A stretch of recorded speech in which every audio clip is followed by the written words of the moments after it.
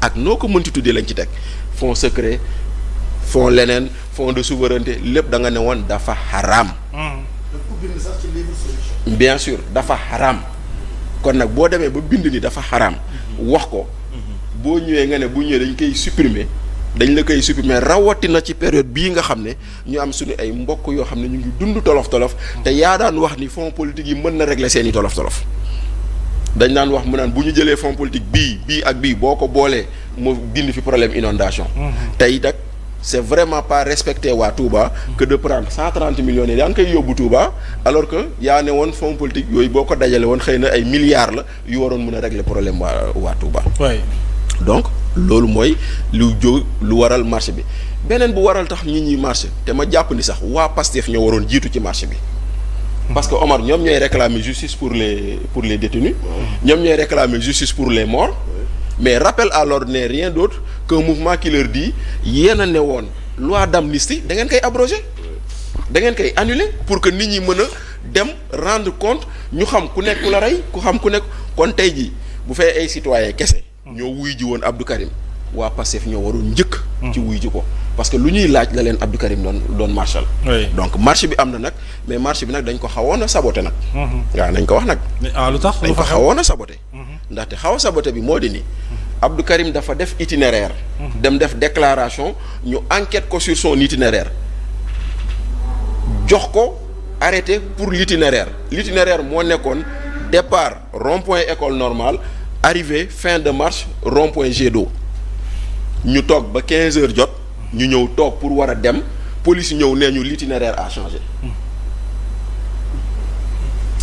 ñu ñëw ñu ne le préfet nee nañu itinéraire bu bees bi rond-point Jet d'eau la rond-point Liberté 5 léegi ñoom ñu bëgg ñu ne ñun nañ dugg ci oto yi dem ba Jet d'eau pour commencer foofu noonu suñu sonorisation bi ñu fay ko ñun nag dañoo dox jógee ko école normale dem Jet d'eau moo tax finalement on a eu 2 marches on n'a pas eu une marche on a marché 2 fois on a marché de rond-point école normale à Jet d'eau et après on a marché de Jet d'eau à rond-point Liberté 5.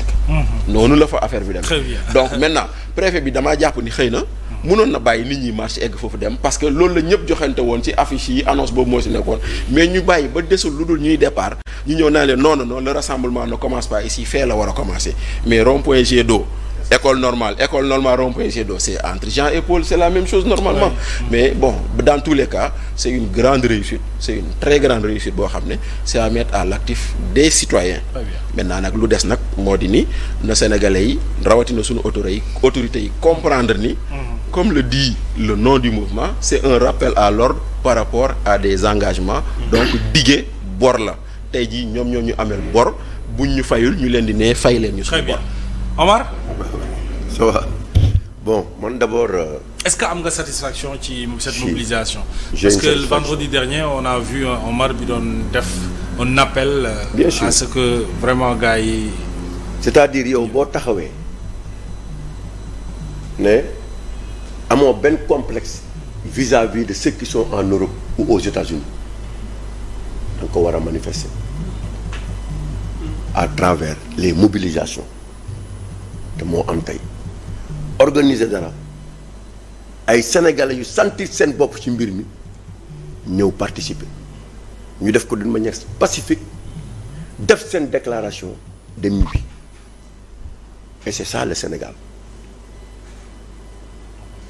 di féliciter Karim Xurum Xaq ak il y a une autre dame aussi qui est à l'intérieur ñu organiser ko nit balaa xeex da ngay rappeler ay engagement comme ni ko Bachir waxee ah yéen di lii ak lii ay engagement yoo leen jëlee leen ko vis-à-vis du peuple sénégalais gis nañ ne engagement yooyu ngeen defoon posé gu leen ci benn acte ñu def leen rappel à l'ordre heureusement que ñi koy organiser c'est des citoyens constants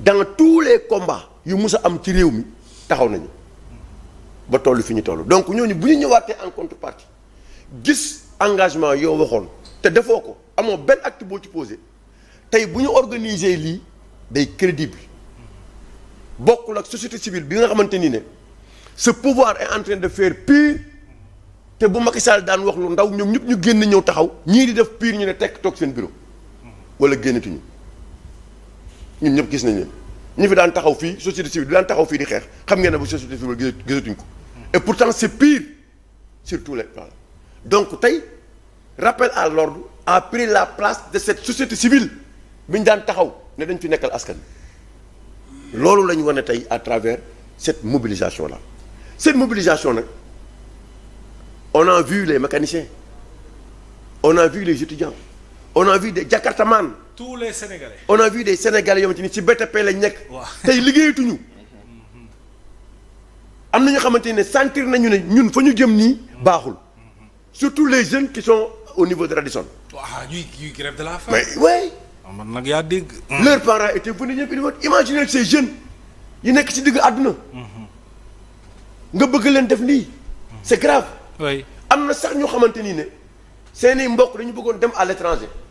dugg ci gaal gi. bien que du yoon ñu jàpp seeni doom ba pare yóbbu Rebeuss. te mu ñu mën a leen xool ban système de d'éducation lañ mënoon def utiliser ko seen doom yaa ngi fii Rebeuss. oui très bien. te tey état bi moo leen waroon jël en charge. donc Sénégalais yëpp tey. wane nañu seen naxar maintenant. mooy li ñuy wax léegi du amul benn homme politique. bu xamante ni dañ fi ñëw pour wane ne si quel parti nga bokk. exactement. c'est des citoyens qui se sont levés et ils ont ce droit quand aujourd'hui tu vois un Farba Ngom presque mourant am crise malaise sa pavillon ba bu ñu yóbbu ko Dantec dinañ ci ñëw léegi. waaw pour te dire. waaw kooku bu ko mbokkam gisee day ñëw. quand même. Khadim Ba aussi pareil mi ngi hôpital la nekk. mais yooyu est-ce que yaakaaroon nañ ne tey fii Sénégal toll.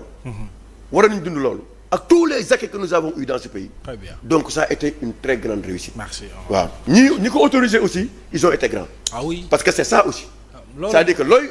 mooy def charme waaw mooy charme waaw lii mooy démocratie. c'est waaw ce que le préfet a fait aussi. c'est ça qu'il devait faire. absolument que bu ay Sénégalais jógee.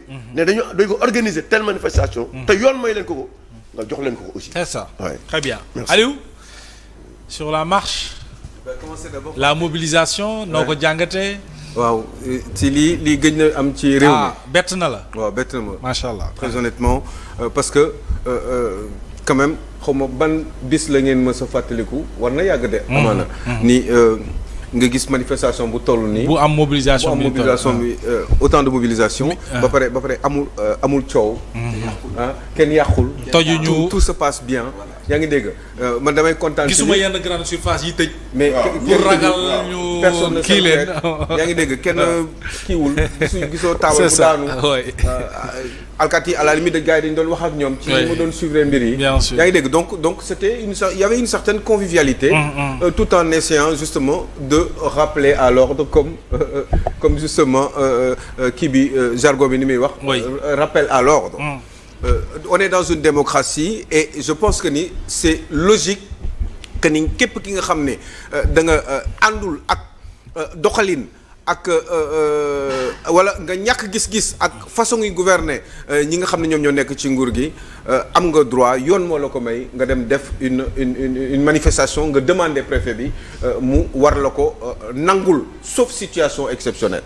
Donc cas bi demee nii baax na leen rek laa ci Bachir m'a un petit peu marché sur la langue. Oui. Mais préfet bi bu fekkee ni da nga autoriser nit pour mu manifester béréb sangam ba béréb sangam je pense que ni au dernier moment nga dellusi pour lui changer son itinéraire loolu wax dëgg yàlla il faudrait une explication valable.